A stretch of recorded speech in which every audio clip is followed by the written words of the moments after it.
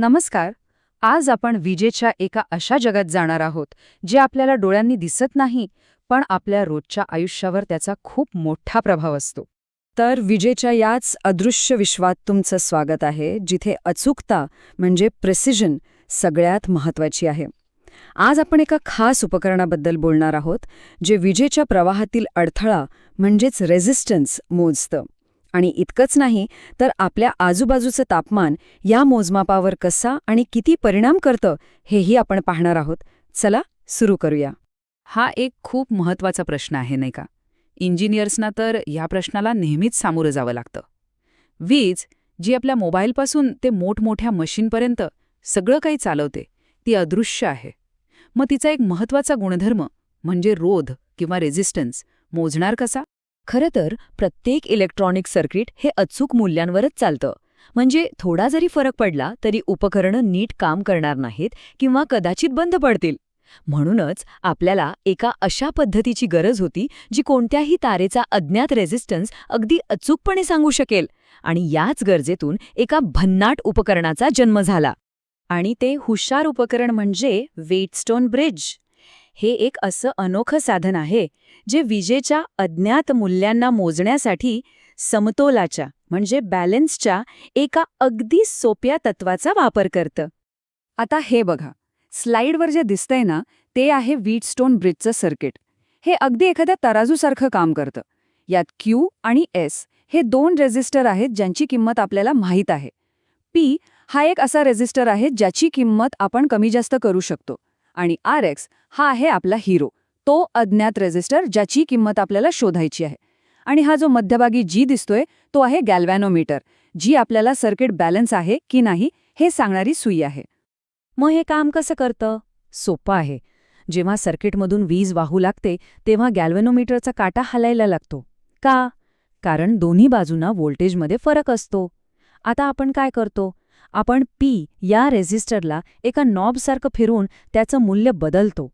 आणि जसं जसं आपण हे मूल्य बदलतो तसा गॅल्व्हॅनोमीटरचा काटा हळूहळू शून्याकडे येऊ लागतो. आणि मग एक क्षण येतो जेव्हा तो बरोबर शून्यावर स्थिरावतो. याच क्षणाला नल पॉइंट किंवा बॅलन्स्ड कंडिशन असं म्हणतात. आणि हीच तर यामागची खरी गंमत आहे. ही सगळी प्रक्रिया याच एका साध्या तत्वावर अवलंबून आहे. जेव्हा गॅल्व्हॅनोमीटरचा काटा शून्यावर असतो तेव्हा ब्रिजच्या दोन्ही बाजूंमधलं व्होल्टेज एकदम सारखं झालेलं असतं. म्हणजेच आपला तराजू आता पूर्णपणे बॅलन्स झालेला आहे. आणि या स्थितीत आपल्याला आपलं उत्तर सापडतं. एकदा का ब्रिज बॅलन्स झाला की अज्ञात रेझिस्टन्स शोधणं म्हणजे अगदी लहान मुलांचा खेळ आहे. जणू काही एखादी जादूच. आपण फक्त हे साधं सूत्र वापरतो, RX बरोबर S/P गुणिले Q. आता S, P आणि Q या तिन्हींची मूल्य आपल्याला माहीत असल्यामुळे RXची किंमत अगदी सहजपणे काढता येते. उदाहरणार्थ, समजा आपल्याकडे Sचं मूल्य आहे 100 ओहम, Pचं मूल्य आहे 10 ओहम आणि Qचं मूल्य आहे 7 ओहम. तर उत्तर काय येईल? बरोबर 70 ओहम. पाहिलं? किती सोपं आहे हे. एका अज्ञात गोष्टीला आपण किती अचूकपणे मोजलं आहे. पण थांबा, गोष्ट अजून संपलेली नाही. आता या कथेत एक नवीन अनपेक्षित वळण येणार आहे. आपण जे इतकं अचूक मोजमाप केलं आहे त्यात एक असा छुपा घटक आहे जो सगळं काही बदलून टाकू शकतो. जरा विचार करा, आपण जे उत्तर काढलं आहे ते नेहमीच तेवढंच राहील का? म्हणजे जर तापमान वाढलं किंवा कमी झालं तर त्या रेझिस्टन्सच्या मूल्यावर काही फरक पडेल का? काय वाटतं? तर याचं उत्तर आहे हो, नक्कीच फरक पडतो.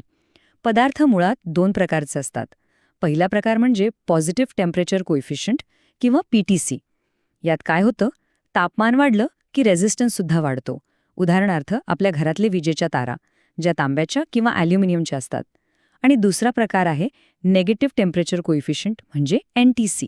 यात तापमान वाढलं की रेझिस्टन्स उलट कमी होतो, जसं की पेन्सिलमधलं कार्बन किंवा मोबाईलमधले सेमीकंडक्टर्स. आणि हे जे दोन आलेख आहेत ना, तेही गोष्ट अगदी सोपी करून सांगतात. डावीकडच्या आलेखात बघा, तापमान वाढतंय तशी रेझिस्टन्सची रेषा वर जातीये. हा आहे PTC इफेक्ट.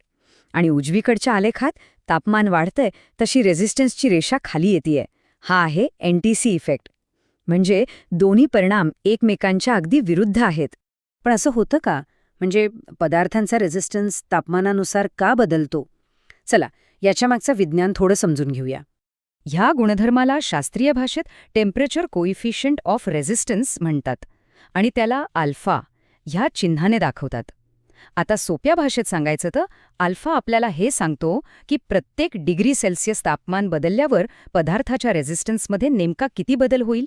आता यातली सगळ्यात इंटरेस्टिंग गोष्ट म्हणजे प्रत्येक पदार्थासाठी अल्फाचं मूल्य वेगवेगळं असतं. या टेबलमध्ये बघा, तांबे आणि ॲल्युमिनियमसाठी हे मूल्य धन म्हणजे पॉझिटिव्ह आणि बरंच मोठं आहे म्हणून ते PTC आहेत. तर कार्बनसाठी हे मूल्य ऋण म्हणजे निगेटिव्ह आहे म्हणून तो NTC आहे. आणि नायक्रोमसारख्या मिश्र धातूसाठी हे मूल्य खूपच कमी आहे. याचा अर्थ तापमानाचा त्यावर फारसा परिणाम होत नाही आणि म्हणूनच त्याचा उपयोग हीटर आणि टोस्टरसारख्या उपकरणांमध्ये केला जातो जिथे तापमान खूप जास्त असतं. आता आपण या दोन्ही गोष्टींना एकत्र जोडूया.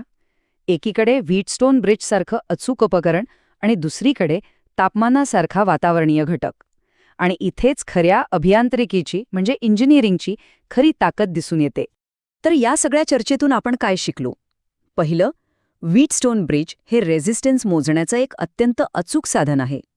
दुसरं, कोणतंही मोजमाप करताना आपल्याला तापमानाचा विचार करावाच लागतो कारण त्यामुळे पदार्थाचा रेझिस्टन्स वाढू किंवा कमी होऊ शकतो. आणि तिसरं आणि सगळ्यात महत्त्वाचं म्हणजे खऱ्या अर्थाने अचूकता साधायची असेल तर केवळ उत्तम उपकरणं असून चालत नाहीत, तर ती कोणत्या वातावरणात वापरली जात आहेत याचीही खोलवर समज असायला हवी. आणि हेच आपल्याला एका मोठ्या आणि महत्त्वाच्या प्रश्नाकडे घेऊन जातं. इंजिनियर्स अशी उपकरणं कशी तयार करतात जी अंटार्क्टिकाच्या गोठवणाऱ्या थंडीत आणि वाळवंटाच्या भाजून काढणाऱ्या उष्णतेतही सारख्याच अचूकतेने काम करतात? या प्रश्नाच्या उत्तरातच आधुनिक अभियांत्रिकीचं खरं आव्हान आणि यश दडलेलं आहे. यावर नक्की विचार करा.